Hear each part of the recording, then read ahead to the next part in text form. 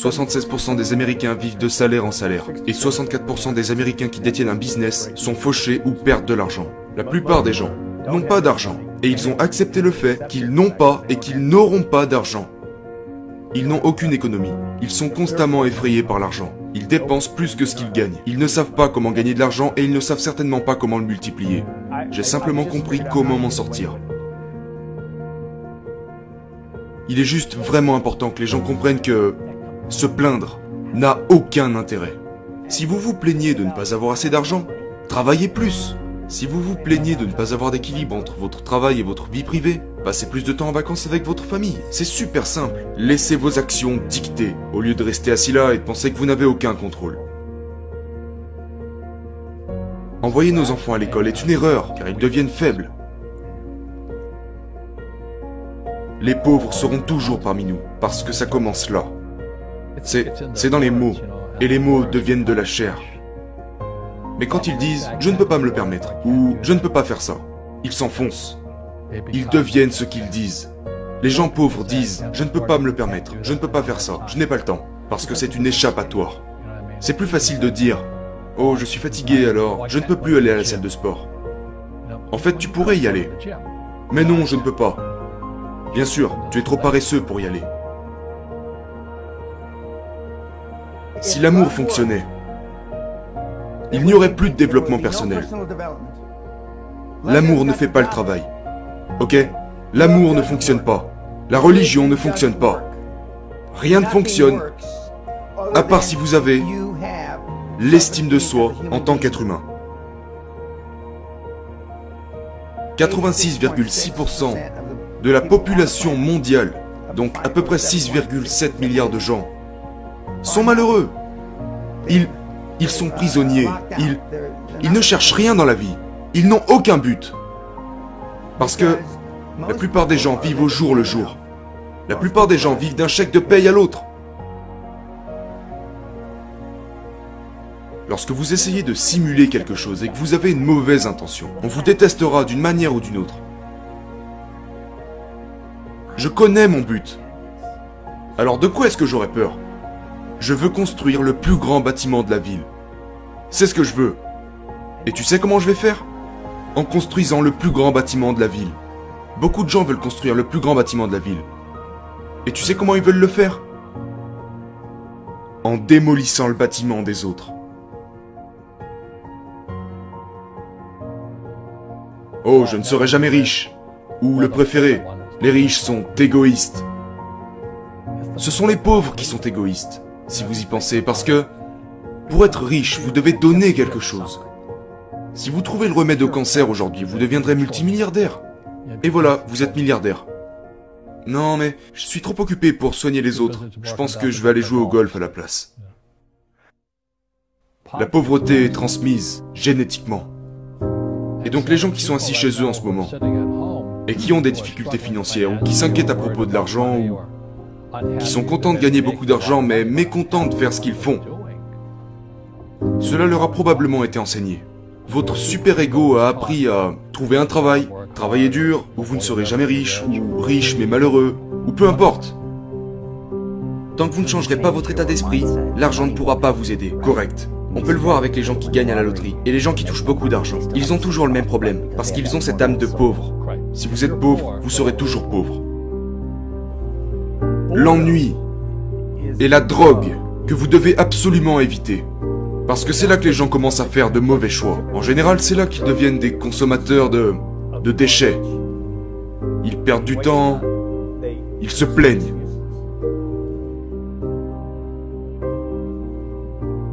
C'est vraiment dégoûtant que quelqu'un veuille tout sous-traiter.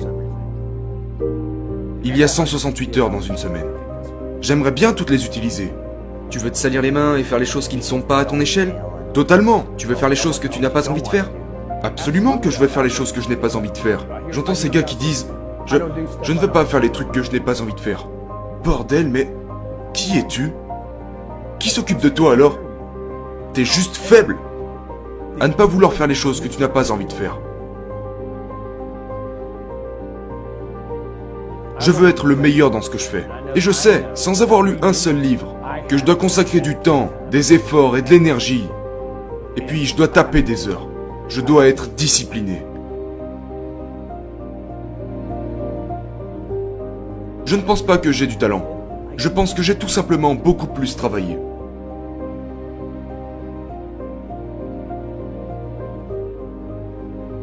Par définition, vous n'avez pas de contrôle sur la chance. Et vos habitudes comptent énormément. Je pense que la raison pour laquelle elles valent la peine de se pencher dessus et de les comprendre, c'est parce que c'est la partie de votre vie que vous pouvez influencer et qui détermine également vos résultats. Ce n'est pas que de la chance, ce n'est pas que des habitudes. Mais la différence, c'est que vous pouvez contrôler vos habitudes contrairement à votre chance. La seule stratégie raisonnable consiste à vous concentrer sur ce que vous pouvez contrôler. Parce que si vous passez tout votre temps à vous concentrer sur des choses que vous ne pouvez pas contrôler, vous finirez simplement frustré. Et donc même si vous êtes talentueux, vous ne pourrez pas réussir sans avoir les bonnes habitudes. Parce que si vous n'avez pas les bonnes habitudes, les bonnes pratiques, les bonnes routines et rituels pour réaliser pleinement votre potentiel, eh bien, la plupart du temps, vous ne serez tout simplement pas assez bon. Vous serez assez bon pour le niveau inférieur. Mais une fois que vous arrivez au sommet dans n'importe quel domaine, tout le monde est talentueux. Et donc la seule chose qui vous distinguera des autres n'est certainement pas votre don naturel, mais votre capacité à vous entraîner, à pratiquer et à sortir du lot. Peu importe ce que j'ai pu faire ou accomplir, il y a encore tellement de choses à faire. Il m'a dit, si je dois t'apprendre les principes de l'argent, eh bien tu commenceras par travailler pour moi gratuitement. Et j'ai dit, pourquoi gratuitement? Il a dit, parce que si je te paye, tu penses comme un employé. Si tu apprends à ne jamais travailler pour l'argent, tu seras riche.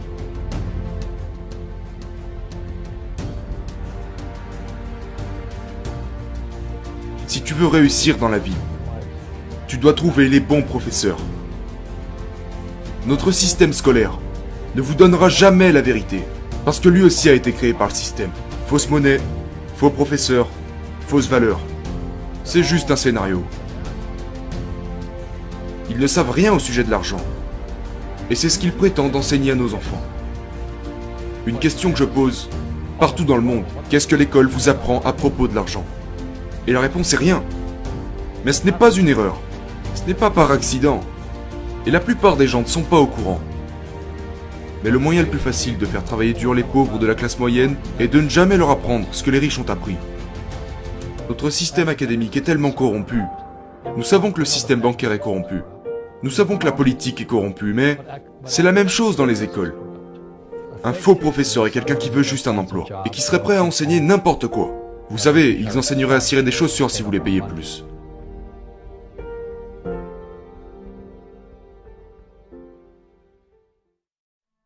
Souvent, les gens disent, vous savez, je veux plus d'argent, je veux perdre du poids ou je voudrais tel ou tel résultat. Mais la vérité, c'est que votre compte bancaire est juste le reflet de vos habitudes financières. Votre poids est juste le reflet de vos habitudes alimentaires. Vos connaissances sont le reflet de vos habitudes d'apprentissage et de lecture. Et donc, en fait, nous pensons que ce qui doit changer, c'est le nombre sur notre compte bancaire ou le nombre sur la balance. Mais ce qui doit réellement changer, c'est les habitudes qui précèdent ces résultats.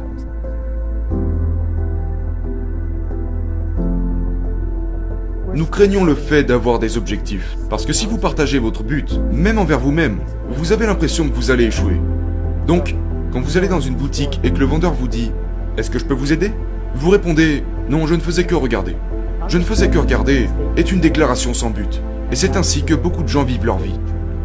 Parce que le système souhaiterait que vous n'ayez aucun but. Le système veut que vous fassiez votre travail, ayez une paye, achetez des trucs, les mettiez dans votre story, regardez la télé et recommencez. Aucun but.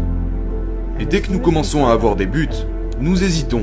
Parce que, qui sommes-nous pour y arriver? On se sent comme des imposteurs quand nous avons des buts.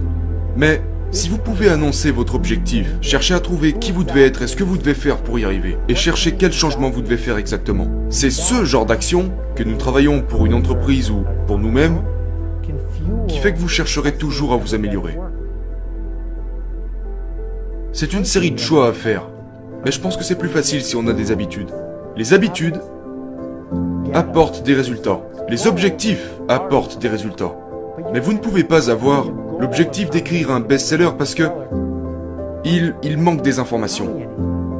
L'objectif serait plutôt, je vais écrire tous les jours et je vais apprendre ci et ça. Et peut-être que les conséquences de ces actions répétées jour après jour donneront finalement un best-seller.